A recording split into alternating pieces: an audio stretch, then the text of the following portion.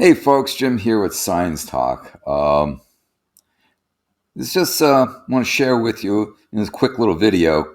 Um, this just came out towards the end of March of this year, 2022, and it showed up in Science Alert. And as I'll show you later, or as I'll show you now, it was published in Environment International, is where the research was published. Microplastics are found circulating in human blood for the first time. This is serious shit here, folks. Many of us have plastic dust flowing through our veins. The results of the latest study looking for microplastic pollutants in human tissues couldn't come as a surprise by now. Well, that's really a sad statement to make. Virtually no place on Earth is free of the polymer of plastics, right? From the highest mountains to the deepest of the oceans, plastics have been found in the Marianas Trench. Plastics have been found in the Arctic Ocean, up in mountains, and now it's in our tissues. And I've been discussing the issue of plastic pollution with you for some time, and I did a recent video where I talked about how nanoplastics are, get into plant tissues, and we're ingesting that. Here's basically the first evidence of quantified, verified plastic pollution. So, of course, having this pollutant inside all of us should bring home the severe ecological issue that this is. The researchers from, and forgive me for mispronouncing this, from the Vrije Universiteit Amsterdam and the Amsterdam University Medical Center analyzed blood samples taken from 22 healthy anonymous donors for traces of common synthetic polymers larger than 700 nanometers across. The reason for 700 nanometers is basically due to limitations of the equipment doing the testing. So the team took great care keeping their equipment free of contaminants, making sure that it was clean, testing for background levels, and so forth. They used two different methods to identify what chemicals were there, as well as the masses, the size of the particles. They found some sort of plastic materials in 17 out of the 22 samples. Microplastics included polyethylene terephthalate, PET, which is found in clothing and drink bottles. So you want to drink that healthy, pure water?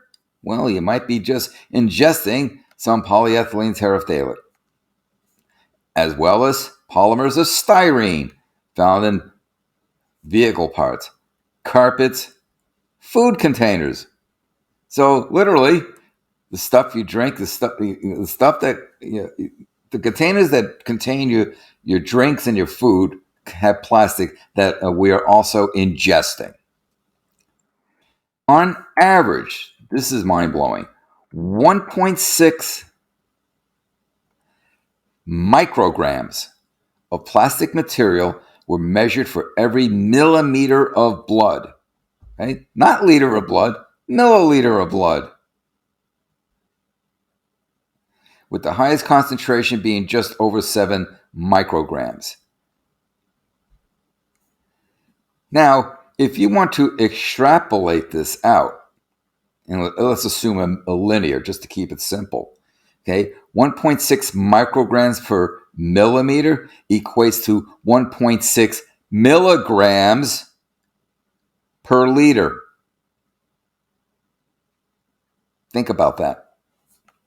We have about what? 4 to 5 liters of blood? You got what? 6.4, 6.4 to 8 milligrams of plastic, depending on how big a person you are, in your body. This is just in your blood. How much is in the organs? This is extremely alarming. I cannot stress this enough. This is extremely alarming. Now, they go on to say the researchers couldn't give a precise breakdown of the particle sizes due to the limitations of the testing methods. It is safe to assume that the smaller particles closer to the 700 nanometer limit of the analysis would be easier for the body to take in than larger particles exceeding 100 microns.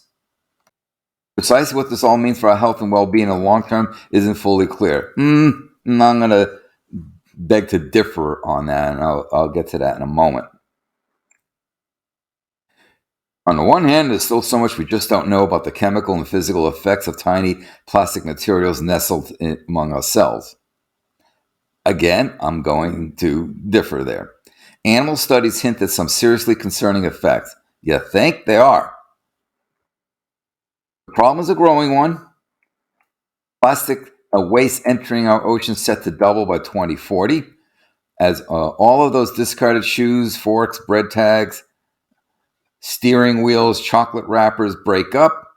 A greater concentration of microplastics will gradually find its way into our bloodstream. Now, they break up, but the polymers still stay intact. So it's not like the polymers then break down into the individual atoms. It does not. So it will break its way down into the molecular level, but you still have the intact molecular size particles of whatever the compounds are. If it's the dose that makes a poison, it's possible we might cross a line at some point where relatively harmless traces of styrene and PET could start to have some alarming effects on the way our cells grow, especially during development. We also know in general that babies and young children are more vulnerable to chemical and particle exposure. Dick Vethoek, an ecotoxicologist at Vrije Universiteit Amsterdam, is quoted as saying. And of course, he says he's worried. Keeping a small number of volunteers in mind, it's further evidence that the dust produced by a synthetic world isn't completely filtered by our lungs and gut. In other words, lungs. It's getting past the alveoli capillary beds by which gas exchanges takes place. CO2 diffuses out. We exhale as O2 goes into solution, right? Diffuses across. Well, if these particles are small enough, the particles are diffusing into the blood as well. There's also a question whether the plastics are free floating in the plasma or have been gobbled up by white blood cells. In other words, the white blood cells treat them as a foreign body, creating an antibody reaction, which would be interesting because if that's the case, we might feel a little feverish, but not really have any verified or known reason why you're feeling a little feverish. It could be your body is fighting off plastic. Now, the comments I take a little exception to or a little disagreement with is that we don't know what the effects of folic acid. Well, we do know. Okay? I did a recent video talking about nanoplastics in our food supply. We are ingesting that. Again, it can get past, if it's small enough, get past and we get into our tissues. I showed you photos of nanoplastics inside plant tissues.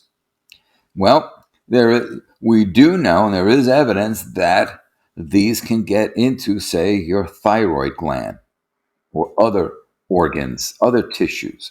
And when it gets into the thyroid gland, it can interfere with the proper functioning of the thyroid. It can lead to hypothyroidism, leading to weight gain, leading to obesity. We know, along with another video I did recently about the effects of chemicals on our immune system. Chemicals, plastics, we're all ingesting these, folks.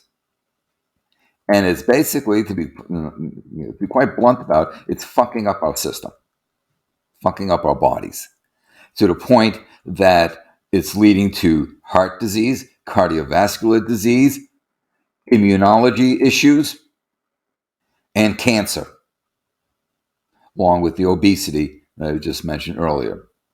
So all these chemicals, all these plastics we're ingesting is killing us. The food industry, along with the packaging, is killing us. This shit needs to end. So the next time you go in for you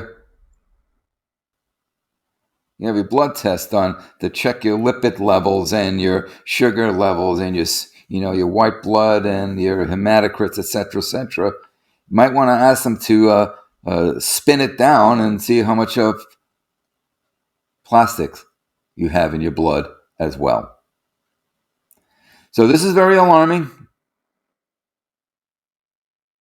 I wanted to bring your attention to this.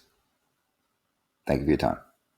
Hello, folks. This is Jim here with Science Talk, asking you to please subscribe to my channel and to inform others of my channel and of the work that I do. Please share to social media platforms that you use. Also, as a reminder, don't forget to click the bell so that you know when I load up more videos. Finally, I ask that you support the work that I do by becoming a patron at patreon.com. Details in the description box below. Thank you for your support.